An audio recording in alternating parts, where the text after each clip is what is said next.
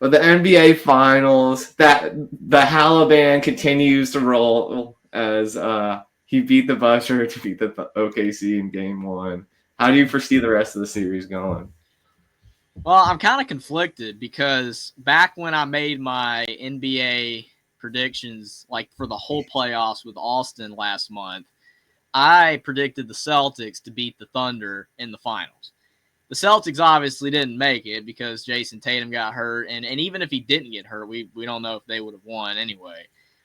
So you would think because I had the Thunder making it, that I would logically go with the Thunder to win it all since I had them making it all the way, and I didn't even have the Pacers going all the way. The problem is, though, is that the Pacers just keep on defying all odds. They keep on defying expectations all the way around. I mean, the Knicks series found ways to win games. I mean, you remember the one game that it was Haliburton. He hit that shot where it hit the back iron, went straight up and in, and then they ended up winning in overtime. And I'm like, all right, are they just destined here? Are they just like everything's going their way. It's unreal.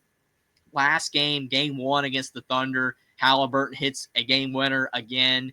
I mean, you have two of the most clutch guys in the NBA in this series with Shai Gilgeous-Alexander and Tyrese Haliburton, who prior to probably this year, most casual NBA fans did not know much about Haliburton. I mean, I'm sure most people knew who he was, but like he's exploded on the scene. I mean, he has been unreal. And I saw some crazy stat prior to the Game 1 that he just had another game winner. He was like 12 of 14 in clutch time in this playoffs, which is insane. Like to think that you're that accurate consistently at dire moments of a game, like at the end of the game. So my gut all wants to tell me to pick the Thunder because of how awesome that they've been this year to win the series. But the Pacers already have won Game 1. And like I said, they just keep defying all odds. They have such an energetic team because it's not just Haliburton.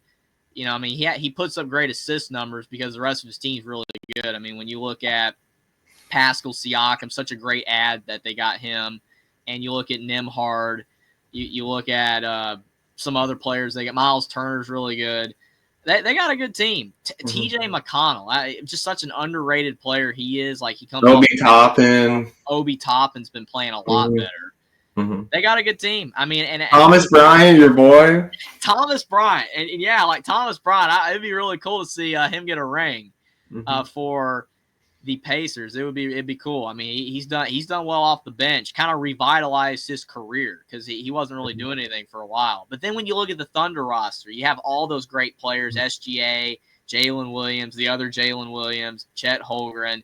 It's just Chet. I mean, Chet needs to play better. He had a stinker in Game 1. Chet did. Jalen Williams didn't play his best either.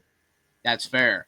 That people have been complaining about Chet's performance, but I will say in his defense, he is the youngest out of the stars for the Thunder because they were talking about age. Jalen Williams, a couple. Jalen Williams we have the same birthday. Wow, that's awesome on that.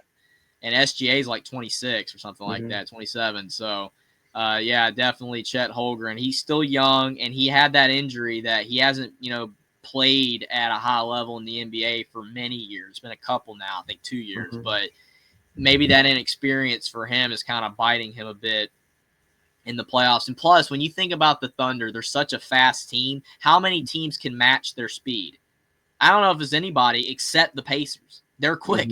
They can run and gun with them better than anyone else can, even better than the Celtics, who I thought, like I said, would win it all because they did it last year, but the Thunder have gotten so much better. I remember saying, because I did a live stream watching the Thunder when they lost last year, and I was like, this team is here to stay. Like, they're not going anywhere. They're going to get better and better, and yeah, they have. But no one foresaw the Pacers coming out of nowhere like this. I mean, I knew that they were quietly brewing a good team because they were making good trades, but they're unreal how good they are. I'm going to let you pick first on who you think is going to win the series because, honestly, I'm torn. My friend told me Pacers in 5. I don't know about that. I'm going to go Pacers in 6. I think they're going to do it.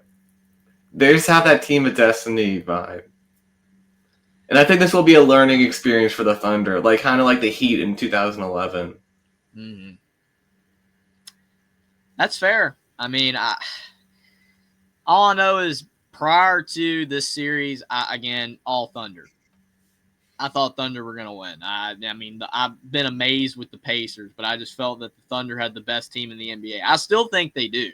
I think the Celtics have the best team structured wise, which I don't know if that makes sense, but the Celtics are kind of they're off right now. Tatum's obviously he's banged up for a while now. It sucks, and Jaylen Brown played poor. Kristaps was awful, so they just didn't match what they did last year.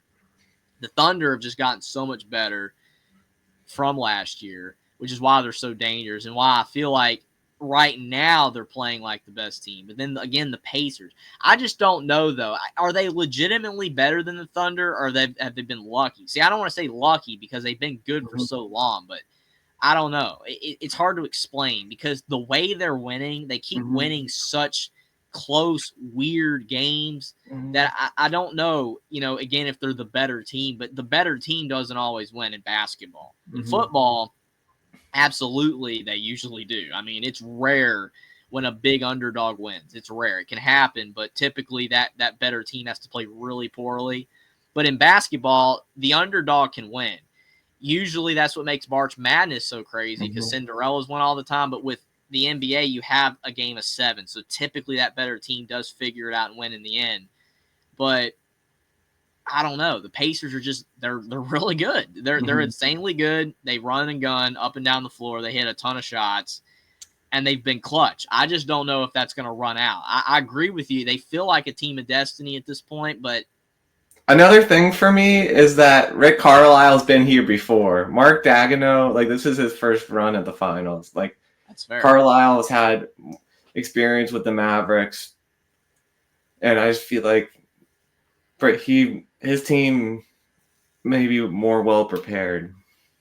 Are the Pacers now favored to win the series? Because that's another thing. I'm wondering, what are the odds saying? I don't normally like going that direction, but I'm kind of intrigued to see which team is actually favored to win the series at this point. Whether they're still giving the Thunder the edge. They're still giving the Thunder more than a 3-1 edge. See, that's steep. That is steep still, honestly. Especially considering what they've done. The Pacers. I think it's going to 7 games. I'm going to predict that for sure. I know it's going to 7 in my mind. Because I don't think the Thunder are going to back down. I don't know. It's going to be so close because, like I said, you've got 2 of the best clutch players in the league. It all depends, honestly, to me, on the role players. Is Chet going to step up? Is Jalen Williams going to step up? Because even though Tyrese Haliburton has been insane and he's been hitting all these clutch shots, Shai Gilgeous-Alexander is the best player on both sides for both teams. He's the best player. But that doesn't necessarily matter if the role players are stepping up so much. Because like you said, I mean, a guy like Thomas Bryant, who is just not, thought of as an important player, he stepped up in some games. He's contributed well for the Pacers, and he's like the 8th man. He's like the 9th man or whatever. And you got your TJ McConnell type of player who's just gritty and plays hard. I mean, Obi Toppin's been incredible. I mean, he's been playing so well. His thunderous dunks, I mean, he's been highlight reel material. We knew that he had it in him when he was at Dayton, but he kind of started out a little shaky, to start his NBA career, but he's been playing so much better. I don't know, man. I really don't like keep beating around the bush, but I think it's going to go down to 7.